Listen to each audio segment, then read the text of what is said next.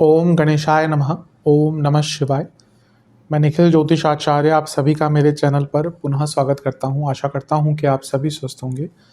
महादेव की कृपा आप सभी पर सदैव बनी रहे। ये वीडियो मेष यानी कि एरीज के लिए बहुत विशेष है, क्योंकि वीडियो है एक बहुत ही विशेष ग्रह के राशि परिवर्तन के बारे में, यानी कि मंगल के राशि परिवर्तन। मंगल 28 जुलाई 2025 को राशि बदलेंगे और आपके पंचम भाव को छोड़कर आपके छठे भाव यानी कि सिंह को छोड़कर कन्या में प्रवेश कर जाएंगे। करीब 1.5 महीना वो सिंह में रहे थे और केतु के साथ अंगारक दोष बनाकर रहे थे, तो अंगारक योग या अंगारक दोष भी खत्म हो जाएगा। मंगल की अगर बात करें तो मंगल बहुत चीज़ों का कारकत्व अपने पास समेट के चलते हैं। प्रॉपर्टी, लीडरशिप स्किल्स, इसके साथ ही logical thinking, logical reasoning, marketing, लोगों को कन्विंस करने की पावर, भाई बहन, और इसके साथ ही कई चीज़ों का कारकत्व मंगल के पास होता है। ये तो मैंने कुछ ही चीज़ें गिनाई हैं। मंगल 2 भावों के स्वामी हैं, आपके तो खुद लग्नेश भी हैं और आपके अष्टमेश भी हैं, और उनकी 3 दृष्टियां भी होती हैं। उनकी एक दृष्टि पड़ेगी आपके नवम भाव पर, एक पड़ेगी 12वें भाव पर, एक पड़ेगी लग्न भाव पर। तो मंगल का गोचर अपने आप में ही हमेशा बहुत विशेष होता है, क्योंकि उनकी भी 3 दृष्टियां होती हैं, शनि और बृहस्पति जैसे। तो वैसे ही जब इनका गोचर होता है तो कई परिस्थितियों में बदलाव अपने आप आता ही है। लेकिन यहाँ पर मंगल और शनि का समसप्तक योग भी बन रहा है। मंगल जहाँ शनि को देख रहे हैं वहीं शनि मंगल को देख रहे हैं। अब जब ये दोनों आमने सामने आते हैं या एक दूसरे से संबंध बनाते हैं तो वो एक विस्फोटक योग होता है। कुछ अच्छी चीज़ें भी होती हैं उससे और कुछ बुरी चीज़ें भी होती हैं, और वो दोनों ही विवेचना करने का मैं प्रयत्न करूँगा। ध्यान रखने वाली बात यह है कि ये शनि वक्री हैं, ये पीछे की तरफ जा रहे हैं, और ये मंगल एक बहुत टाइम बाद नॉर्मल गति में वापस आए, ये आगे की तरफ बढ़ने के लिए प्रेरित हैं। क्योंकि ये अक्टूबर से पिछले साल के अक्टूबर में वक्री हुए थे, फिर बहुत टाइम तक वक्री रहे, नीच के रहे, तो अब ये आगे की तरफ बढ़ रहे हैं। तो इन दोनों का आमना सामना चीज़ों को बदलेगा। और इसके साथ ही एक ऐसा भाव होगा आपका जहाँ पर 4 ग्रहों का प्रभाव आ जाएगा। 3 का तो ऑलरेडी था, वो है आपका नवम भाव, क्योंकि आपके शनि की दृष्टि है, केतु की दृष्टि है, बृहस्पति की दृष्टि इनकी पहले ही थी, अब मंगल की दृष्टि भी आ गई। तो ये आपका जो नवम भाव है ये 4 ग्रहों से प्रभावित है, जिसमें से शनि और केतु, ये सदैव, केतु तो सदैव वक्री है, शनि अभी वक्री है, ये अतिचारी हैं, इनकी स्पीड बहुत ज़्यादा है।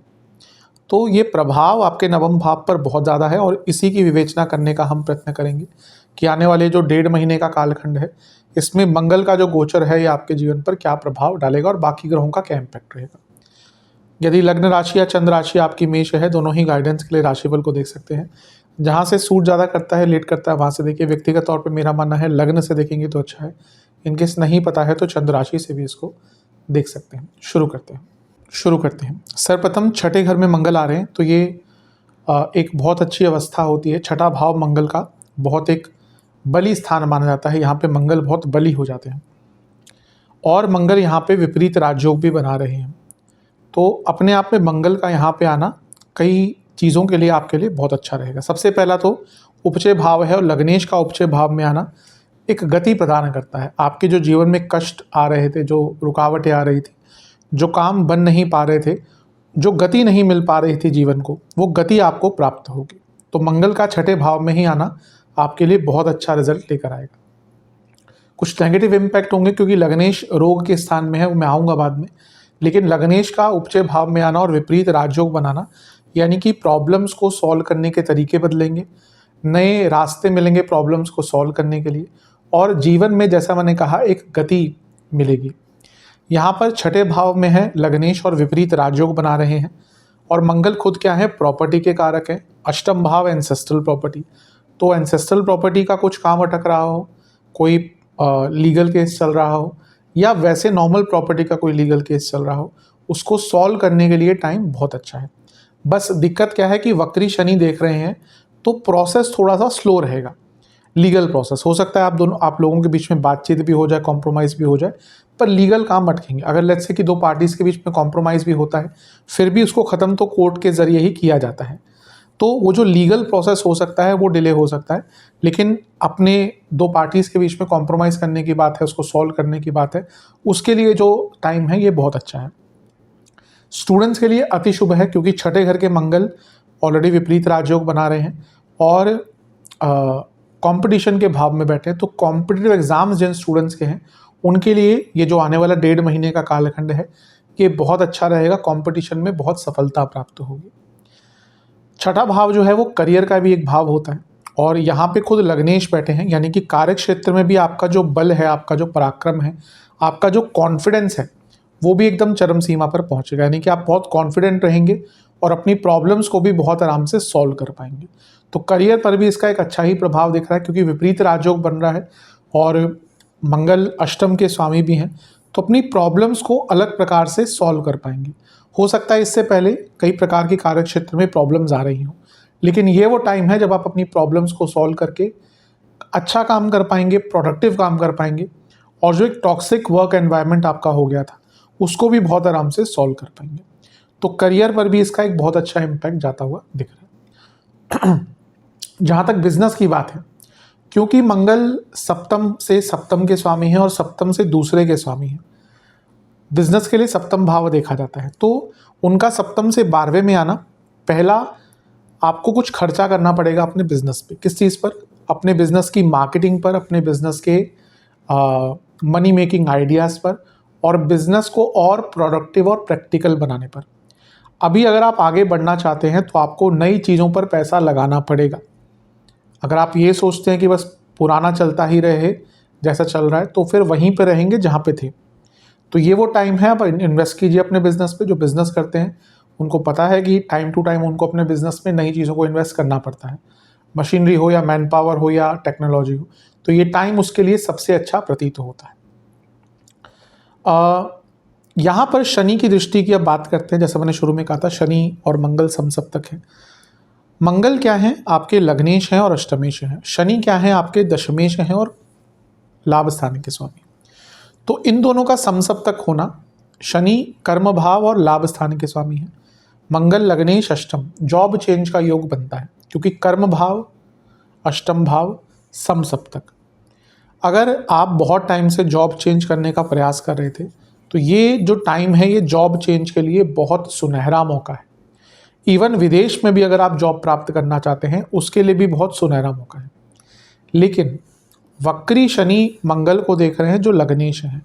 प्रॉब्लम यही होगी कि सारे काम आपके बहुत डिलेड होंगे। लेट्स से आप जॉब चेंज करना चाह रहे हैं, सब कुछ हो गया, लेकिन ऑफर लेटर आने में देर लग गया। अब वो मना भी नहीं करेंगे, लेकिन ऑफर लेटर देरी से आएगा। और क्योंकि लग्नेश को स्वयं वक्री शनि देख रहे हैं, तो आपका जो ये डिले है, ना केवल कार्य क्षेत्र में, हर एरिया में आपको डिले देखने को मिलेगा। लेकिन ऑन द पॉजिटिव साइड, जैसा मैं हर बार कहता हूँ, शनि और मंगल ये कंस्ट्रक्टिव डिस्ट्रक्टिव होते हैं। छठा भाव जो होता है और 12वां भाव, ये जैसे एक जो एक्सेस होती है, ये बदलाव की एक्सेस होती है। क्योंकि छठे भाव के बाद क्या आता है? सप्तम भाव, जो पूर्णता लाता है, और 12वें भाव के बाद लग्न आता है जो नई शुरुआत दिखाता है। तो अगर आप अपने जीवन में किसी भी स्तर पर बड़े बदलाव लाना चाहते थे, इससे अच्छा मौका आपको प्राप्त होगा ही नहीं। फिजिकल फिटनेस की बात है, मेंटल फिटनेस की बात है, करियर को बेटर करने की बात है, फाइनेंसेस पर काम करने की बात है, हर एरिया में आपको इन दोनों के कारण बहुत अच्छा रिजल्ट प्राप्त होने वाला है। तो ऐसा नहीं कि शनि मंगल बुरे ही रिजल्ट देंगे। बस हाँ, एक चीज़ का ध्यान देना है कि 12वें घर में शनि बैठे हैं और इनका समसप्तक योग है। फिजूल का खर्चा बहुत करेंगे। किसी को भी पैसा उधार मत दें। यहाँ पे आपसे लोग पैसा मांगेंगे, अगर आपने इस टाइम पे पैसा दिया, वो पैसा वापस लेना आपसे बहुत मुश्किल हो जाएगा। और इवन प्रॉपर्टी में भी कहूँगा, क्योंकि एक वक्री ग्रह मंगल को देख रहा है छठे भाव में, तो प्रॉपर्टी भी अगर लेना चाह रहे हैं इस टाइम में, बहुत केयरफुल होकर लें। क्योंकि हो सकता है वो प्रॉपर्टी में, स्पेशली अगर अंडर कंस्ट्रक्शन प्रॉपर्टी ले रहे हैं, बहुत केयरफुल होकर बिल्डर की, खैर आजकल तो बड़े बड़े बिल्डर्स भी तंग करते हैं लोगों को, पर मेरे हिसाब से अगर इस टाइम में प्रॉपर्टी लेना चाह रहे हैं तो बहुत केयरफुल होकर लीजिएगा, सारे डॉक्यूमेंटेशन आदि चेक करके ही लीजिएगा। एक प्रभाव जो मंगल और शनि के समसप्तक योग से होगा वो ये है कि आपको गुस्सा बहुत आएगा, क्योंकि छठे घर के लग्नेश हैं मंगल, ऑलरेडी फ्रस्ट्रेशन दिखाते हैं, और क्योंकि वक्री शनि देख रहे हैं तो काम डिले होंगे। जैसा मैंने शुरू में कहा था, क्योंकि लग्नेश पर ही वक्री ग्रह का प्रभाव है, काम डिले होंगे।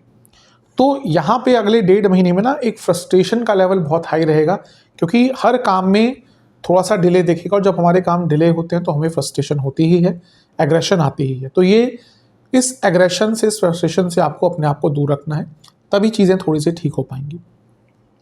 जहाँ तक लव लाइफ की बात है, पंचम से दूसरे में मंगल है, पंचम में केतु है। बहुत बहस होगी, मैं तो यही कहूँगा जितना कम बोल सकते हैं उतना अच्छा रहेगा। सप्तम से 12वें में मंगल का आना मैरिड लाइफ में भी थोड़ी बहस और कहासुनी ज़्यादा बढ़वाएगा ही, इसमें कोई दो राय नहीं है। जितना हो सके अपने मैरिड लाइफ में भी कम बोलेंगे तो उतना अच्छा है। मंगल की अब दृष्टियों की बात करते हैं। मंगल की एक दृष्टि पड़ेगी आपके 9वें भाव पर। ये भाव वो भाव है जहाँ पे सबसे ज़्यादा ग्रहों का प्रभाव है दृष्टि द्वारा। शनि का प्रभाव भी है, केतु का प्रभाव भी है और बृहस्पति का प्रभाव भी है। इसमें से एक राशि जो है खुद बृहस्पति की है और मंगल लग्नेश है। ये साफ बता रहा है कि भाग्य बहुत साथ देने वाला है। ये जो 1.5 महीने का कालखंड है, इसमें भाग्य आपका बहुत साथ देगा। शनि केतु वक्री ग्रह हैं, तो ये आपको अपनी गलतियों को रियलाइज करवा के उन गलतियों को सॉल्व करने का भी मौका देंगे। मंगल अष्टमेश हैं और गुरु ज्ञान के कारक हैं, अष्टम भाव भी ज्ञान का है, तो उनका नवम को देखना आने वाले 1.5 महीने में ज्ञान की प्राप्ति, शास्त्रीय ज्ञान, इन सब की तरफ भी लेके जाता है। और हायर स्टडीज के स्टूडेंट्स के लिए, रिसर्च स्टडी के स्टूडेंट्स के लिए भी बहुत अच्छा है।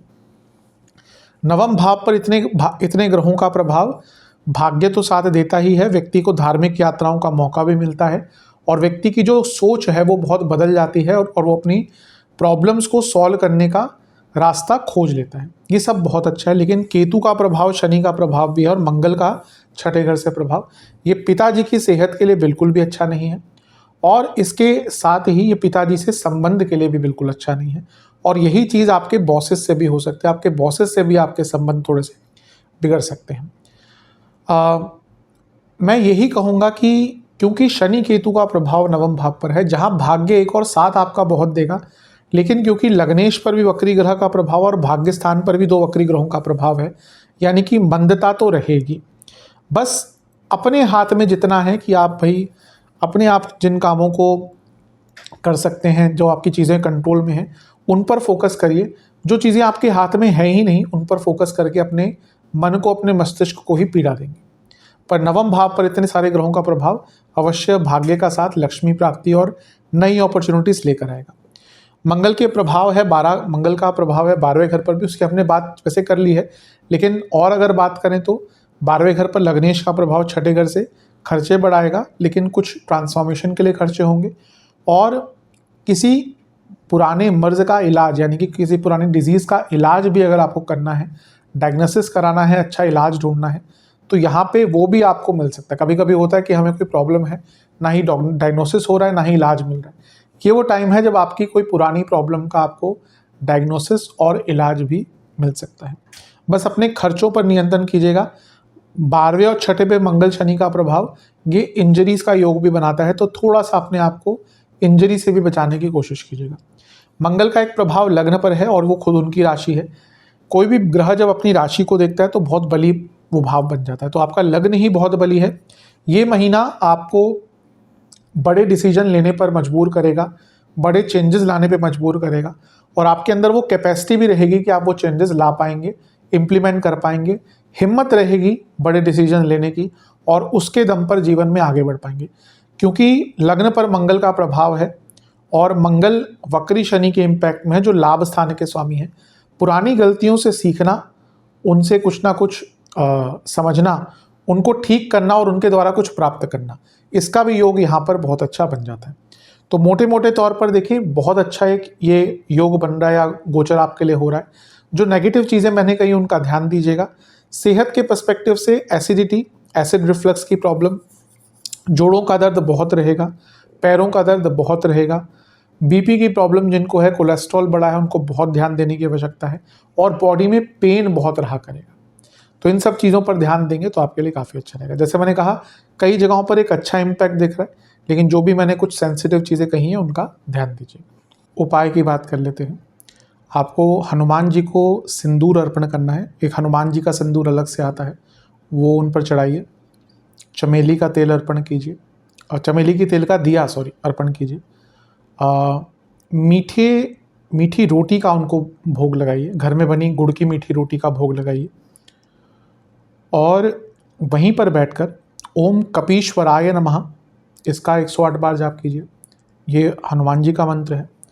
और ओम भूमि सुताय नमः इसका 108 बार जाप कीजिए। ये मंगल देवता का मंत्र है।